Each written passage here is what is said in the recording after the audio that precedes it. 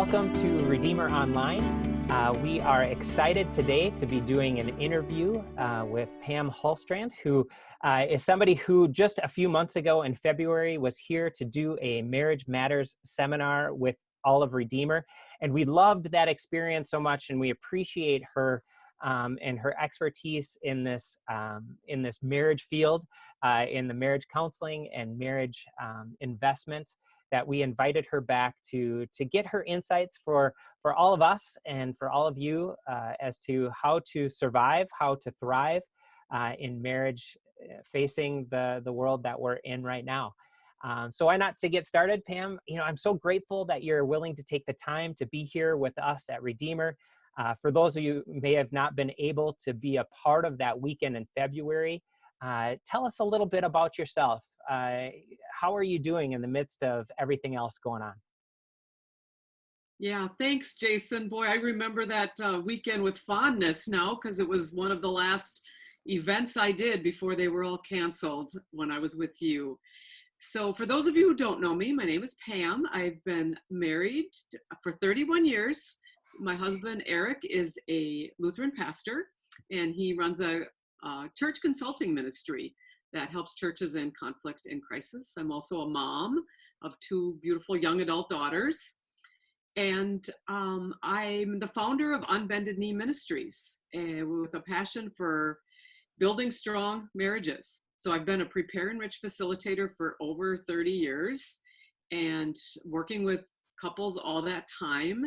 Been training with Prepare Enrich pastors and counselors to be certified in using that tool for relationships for about the past 14 years. And my passion is working with couples and coming alongside churches like Redeemer to be kind of a resource, but also a cheerleader to help pastors and churches build effective marriage ministries. Because being in ministry for all these years, I know that pastors can't do it all, and they have a passion and a heart for marriages, but sometimes just need some outside resources and some encouragement and some help. So it's been a joy to partner with Redeemer for, probably the past 8 years that I've been working alongside, helping with engaged couple seminars, and now this Marriage Matters seminar. It's been a real joy. Yeah, it's been fantastic for us too. I mean, I don't know if you remember this, but you were my trainer as well. You developed me as somebody to facilitate this Prepare Enrich, and so I appreciate that. I appreciate your heart for ministry.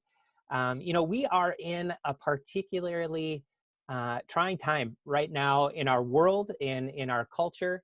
I'd love if you could share some of your insights into maybe what some of the biggest struggles are for those couples before COVID-19, and what is the impact that COVID-19 and quarantine life, what impact has that had on these typical marriage struggles?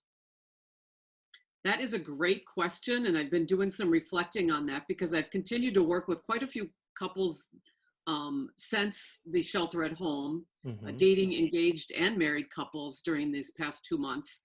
And the interesting thing I have found is that the two main things that couples struggled with before the shelter at home are the same two things that come up the most now. And those two things are that struggle to find intentional couple connection time on a daily, a weekly, a monthly basis. And the other area is the struggle around the distraction of screen time and the impact that it has on stealing from relational intimacy. And that's really been insightful, or just kind of aha for me, with that struggle around intentional couple time, because you would think that so many of these couples, that before the excuse that they didn't have couple time was we're too busy, we travel for our jobs, we have outside events and sports and things that distract us from, our time, that now when they're sheltered at home, working from home, teaching from home, not traveling, it still becomes the number one topic that comes up with couples is we don't feel like we have intentional time with just the two of us. Mm-hmm. And really the core that gets there is making each other a priority. And that number two issue really gets interconnected Mm-hmm. in that screens become even more of a distraction, because people that are now working from home, there's not natural boundaries of work and home, and they might constantly be on their laptop or reading emails or responding to emails, or we're all kind of drawn to screens as our coping mechanism right now, scrolling through social media, seeing what everybody else is thinking, what their opinion is, what's happening, or the distraction of let's just watch Netflix together. Mm-hmm.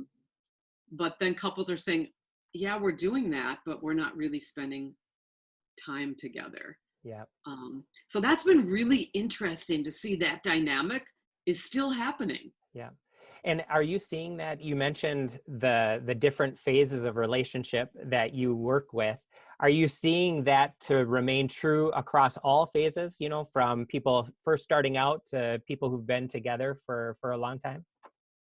Absolutely. Yeah. Absolutely. Whether they're dating, engaged, or married, intentional couple time, it becomes the number one issue. Wow. And so during this shelter at home, I've really tried to work with couples that are kind of the mentality of once can leave, we'll make sure that we date each other, or we want to incorporate that.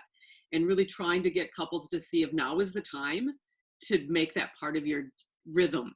Yes. And your intentionality, that Yep. you can still date and be intentional about focus on each other, even though you can't do it in the typical way you used to do. Okay. And it's been so fun to see couples rise to that challenge and find really creative ways to have intentional date nights and date times. Is there a particular, I think of all the ways that that you lead couples through some ways to be connected in this particular avenue or this particular way, is there a tool or a resource that you tend to feel like, wow, especially in this time of quarantine and COVID-19, this is a tool that's especially effective for couples right now? Absolutely. And it's a tool that I teach every single one of my couples. I teach at every Marriage Matters seminar. Every couple that's worked with me has learned the tool F.A.N.O.S. Mm-hmm. And it's a great tool no matter what, but especially in this time. And F.A.N.O.S is a tool, that word is a Greek word that means to reveal or to shine. And it's a tool for daily check-in to build intimacy. It's super easy, super fast. It's an acronym, and I can just go through that right now. Yeah, that would be fantastic. And actually, just for those who are watching this video, I'll provide a link to that resource in the video itself. So I'll embed that link right there for them. So yeah, and it's taking that intentional time to connect with each other. F.A.N.O.S is the acronym. F stands for feelings. And it's a way to check in with each other. Just how am I feeling right now? And I think that's so important right now because we all have so many feelings going on. And our feelings can control us if we don't know what we're feeling. But to stop and name our feelings gives us some sense of empowerment over them.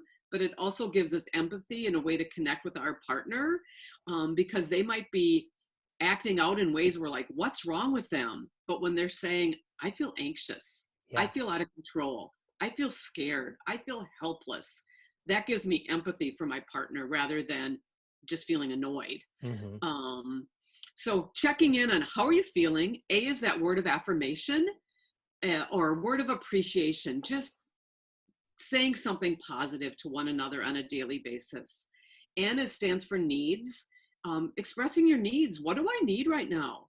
And being okay to share our needs and be vulnerable about sharing our needs and having permission to share with each other what you need. Always taking ownership. It's a way of apologizing, of saying, maybe I did or said something that I shouldn't have or wish I hadn't, or and that I just need to say I'm sorry. And S can be a lot of different things. I use spiritual growth for S, a way to connect spiritually. What's God saying to me? What's God doing in my heart? how do I want to grow spiritually right now? And for my husband and I, we take that S as praying together, a way to Yep. grow spiritually, is making sure that we're praying together. So F.A.N.O.S, Jason, can take 5 minutes. It's Yep. just a way of connecting on a lot of different levels in a really intentional way of staying connected and intimate. Um, and it might feel awkward and robotic at first, but most couples that do this find that once they start doing this, they can't stop Yeah. because it becomes so integral of how they can connect with their partner. Yeah. And they'll find that F.A.N.O.S model will guide other conversations in their life, not just the intentional conversation that they have maybe when they get up in the morning or they go to bed at night or whatever. So it kind of bleeds into all the good things or all the good conversations that they have. Absolutely. That's a great way to put it. Yeah.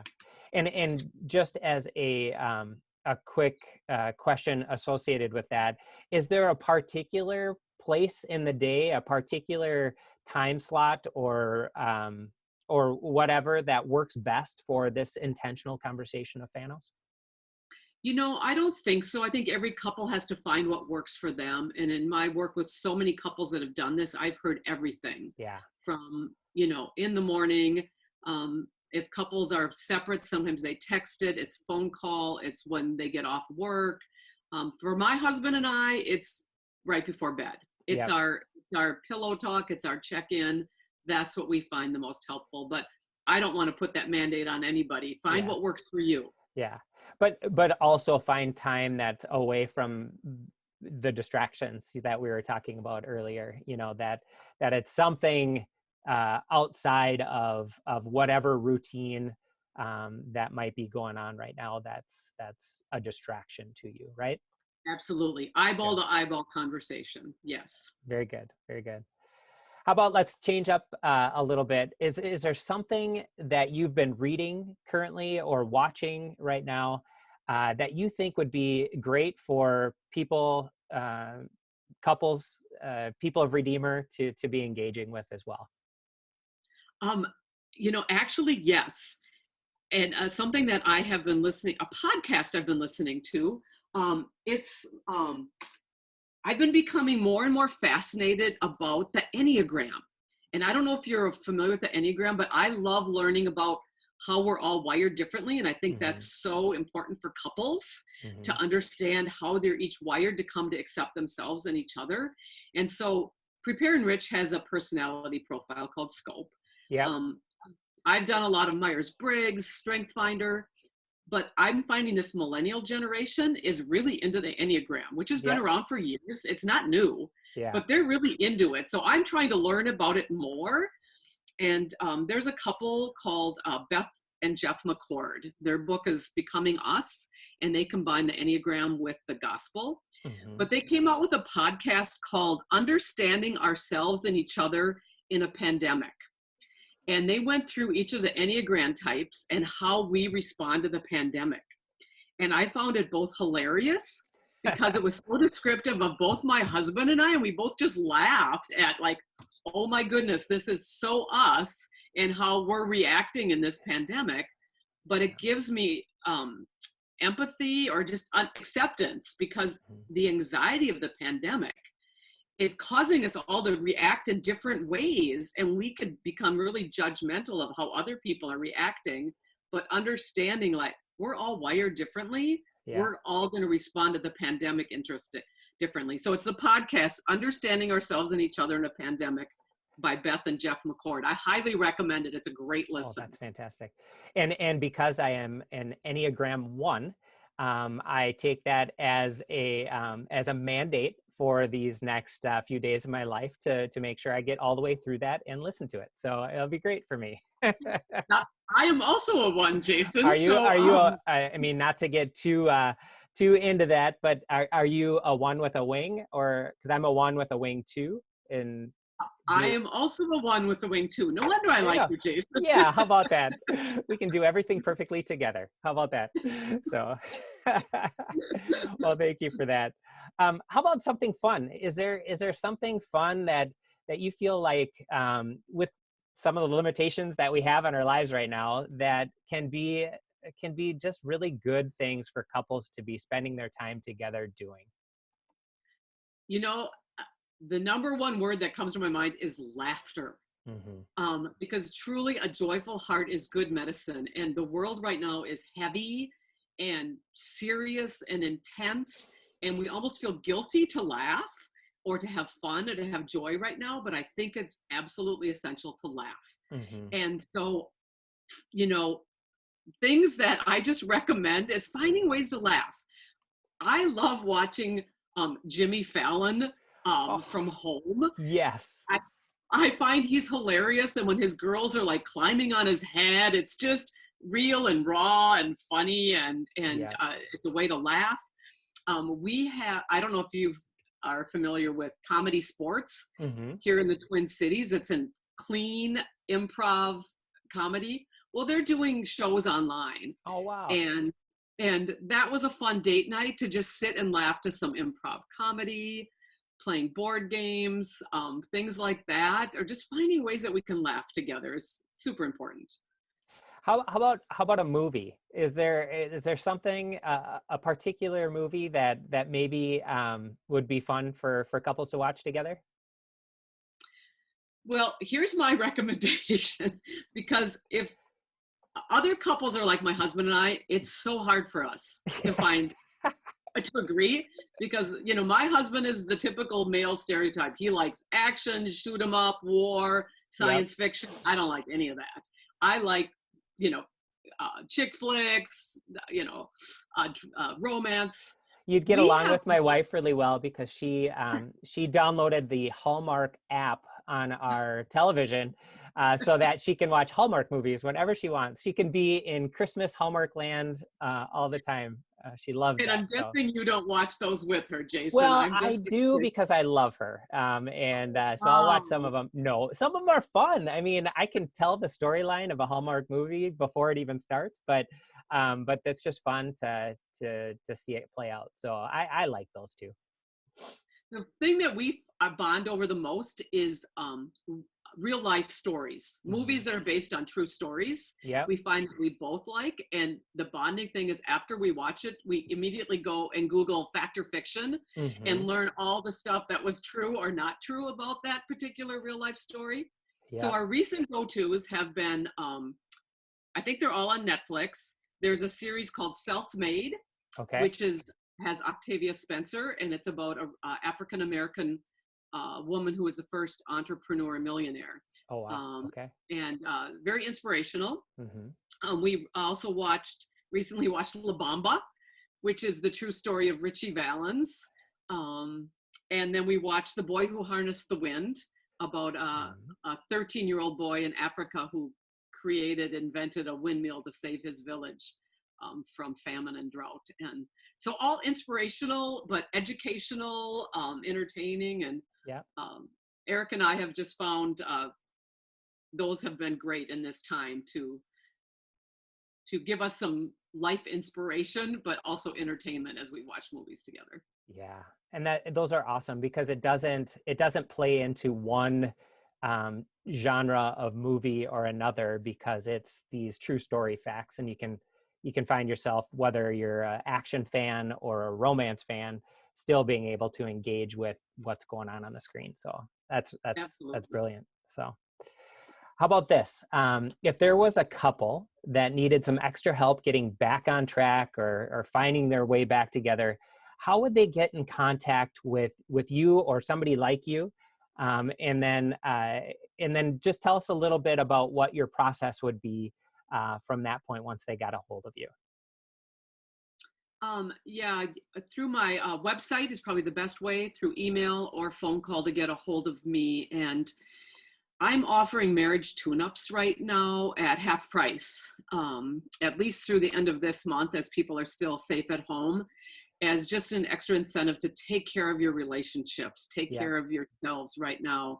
And that tune-up process is, you can take the Prepare Enrich if you want, but you don't have to do that in order to do a tune-up. And just as a quick reminder there, Prepare Enrich is an online inventory that couples take that help them get insight into where their strengths are and where their growth areas are. Is that basically in a nutshell? Absolutely. Okay. It's kind of a snapshot of where they're at right now and a means of discussion. Yep. Um, but And that's then not a absolutely tune-up builds on that, but it doesn't have to, is what you're saying, right? exactly. Perfect. Exactly. So if couples don't feel like they want to do that whole prepare enrich, but they really feel like they maybe just want to tune up and have Hmm. an outside person to help them get on track, to have that discussion, to facilitate that. Um, I'm available and would love to do that. I'm doing all my sessions via Zoom right now, Hmm. and it's working great. Yeah. We are all learning so much about this technology thing called Zoom, and that's the technology we're using today. And I thank you so much for taking the time, for just lending us your expertise in this area. We're so appreciative. It's good to see you too, Yeah. personally, just face to face, and or as face to face as we can be right now. And I just feel so blessed every time that we talk. And so thank you so much for spending the time with me and for with all of us that are watching you. Absolutely. Thanks for inviting me to have this conversation. Oh, this is great. I agree. This is great. Yeah. And if you are somebody who feels like you want more out of this time together, we are, or Pam is going to host a Zoom session open to couples. And that will be coming up on Sunday, the 31st of May. So just depending on when you're watching this, a couple weeks from when we're filming this, and it will be at 6:30 to 7:30 at night. It'll be a forum discussion, so there'll be opportunities to engage and not just listen, and really just have an opportunity to spend some time with each other as a couple, and maybe find out some of those areas steps that you can begin to take to grow closer together in your marriage. And so we love you, and we're so grateful for you joining us in this time, and just want to say have a blessed rest of your day. And I look forward to seeing you again. Blessings. Take care.